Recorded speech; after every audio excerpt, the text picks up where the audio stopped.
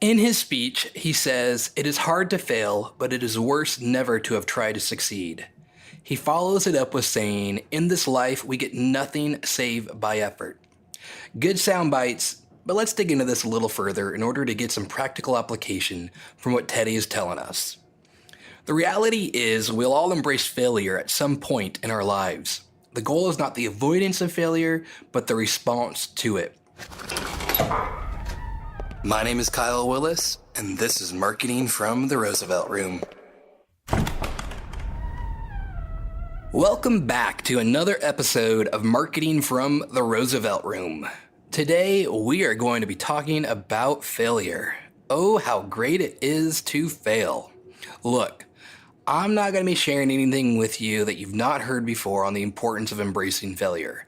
I'm not the first to say these things, but this is a constant issue I run into when talking to business owners and other entrepreneurs.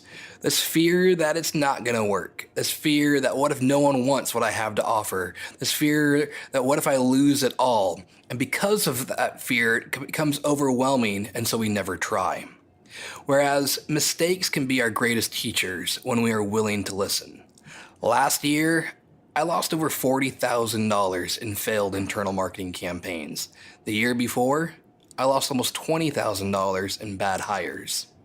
The story is not in the money lost, but in the lessons learned along the way. Roosevelt, my man, he embraced this notion to a T. This guy was the OG of hustle life, and he understood in life, in business, you get nothing if you don't try. One of the things I loved about this guy, that as governor, he boxed with sparring partners several times a week. I mean, this was the man's man. Exercised daily, he played polo, he traversed a wilderness. He was known as that burly man with his chest out, ready to throw a few punches. So much so that even as president, he kept fighting until he got hit so hard he got hit so hard in his face that he became blind in his left eye. This guy didn't know failure because failure implies giving up. He knew loss, such as his eye, but he used that to fuel his next attempt. Back in 1899, he gave a speech titled "The Strenuous Life." I'll link to this speech in our Facebook group, and it's worth checking out in its entirety. Probably my favorite speech he's ever given.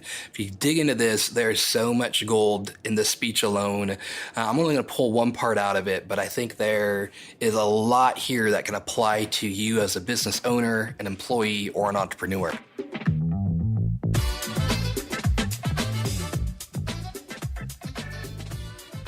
In his speech, he says, "It is hard to fail, but it is worse never to have tried to succeed." He follows it up with saying, "In this life, we get nothing save by effort." Good sound bites, but let's dig into this a little further in order to get some practical application from what Teddy is telling us. The reality is, we'll all embrace failure at some point in our lives. The goal is not the avoidance of failure, but the response to it. The beautiful thing about failure is we have full control of how we view it and respond to it. Over the last 3 years at No to the Quo, we've built an almost 7-figure agency purely off word of mouth. It's been amazing. We have great relationships with our clients who willingly refer us to their friends and business partners. Last year, though, I was eager to grow. I wanted to eclipse that $1 million mark and thought the fastest way to do it was eat our own dog food and run some Facebook ads. You see, we're predominantly put our internal marketing on hold as we focus primarily on serving our clients. Certainly not the best practice, but because referrals come in pretty consistently, we've not had to worry about where the next client is coming from. But with my desire to speed that growth up, I brought in a guy to put together a big marketing campaign to attract new clients through Facebook. Everything looked good.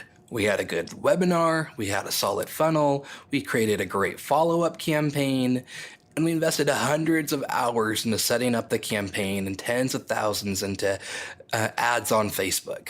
Problem was, it was a total failure. No solid clients came out of it, and we shut it down after 3 months. This was the first time we had ever spent money on an internal ad campaign, and it crashed and burned. It stunk big time, and as a small business, it hurt to see all that time and money go down the proverbial drain. Now I could sit here and say we're a failure, We should have never run an internal ad campaign again because I don't want to lose like that. But that'd be failing a second time. First off, we've seen such great results for our clients that I know we know what we're doing. We've seen 4x, 10x, even 20x results from our ad campaigns that this one failure does not define who we are. So we needed to overcome this failure, learn from it, and improve on what did not work. If we give up, it not only hurts ourselves, but it hurts every client we work with as we miss out on the valuable lessons they'd benefit from. Our big expensive failure saved our clients from having to drop $40,000 and not know what would work.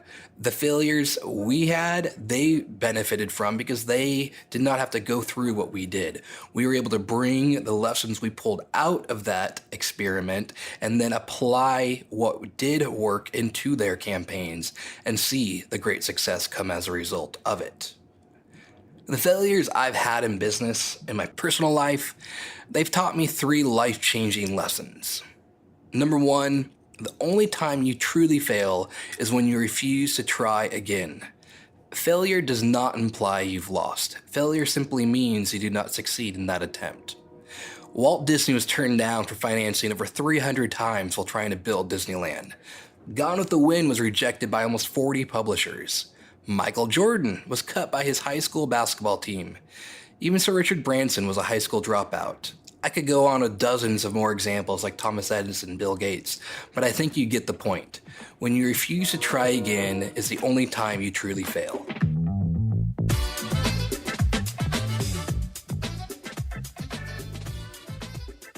Number 2, failure opens your eyes to new methods you would not have learned otherwise.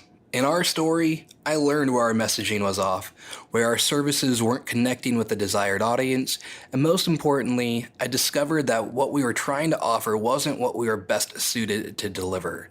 Had we been a quote-unquote success in that campaign and brought in a bunch of clients, it would have been an even greater failure as we would have brought in clients that we weren't truly prepared to deliver the services they were looking for.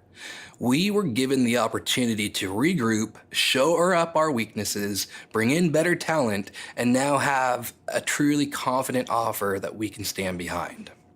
And finally, number 3, failure shows you who is truly in your corner. This principle has been important for me both in business and in my personal life. Each time I've gone through some sense of defeat, I've been able to see who is there to help me through it. From business mentors, my staff, my clients, to close friends, colleagues, and family. I've learned who I can count on, who I can turn to, and who can help me learn from these mistakes so I don't repeat them again in the same fashion. The beauty of failure is that you're not alone. In almost every case, someone has gone through what you're going through. The key is to be open about these failures and get help where needed. It is hard to fail, but it is worse never to have tried to succeed. I'm here for your success and welcome you to share your journey in our Facebook group, which I'll highlight in a second. A friend of mine, Nick Peterson, says, "An entrepreneur alone is an entrepreneur at risk. There is no need to risk failure by choosing to be alone." Hey, I want to thank you for listening to this episode of Marketing from the Roosevelt Room. I know you have a lot of options out there when it comes to podcasts and want to sincerely appreciate the time you've given to joining me here today. If you have enjoyed this conversation, I would love to invite you to join our free Facebook group called Marketing from the Roosevelt Room, where we take these conversations, open it up in longer format, do some live video, bring in our interviewers for Q&A, and get more of a dialogue going. You can find us at facebook.com/groups. That's group is in plural, groups/marketing with Roosevelt, or just search for Marketing from the Roosevelt Room with Kyle Willis. And come join us. Would love to connect. If you're interested in knowing how to get some of these services done for your business, we do offer a done-for-you service through our digital marketing agency, No to the Quo, and you can find us at notothequo.com. Again, thank you for joining. Looking forward to connecting with you on the next episode. Have a great day.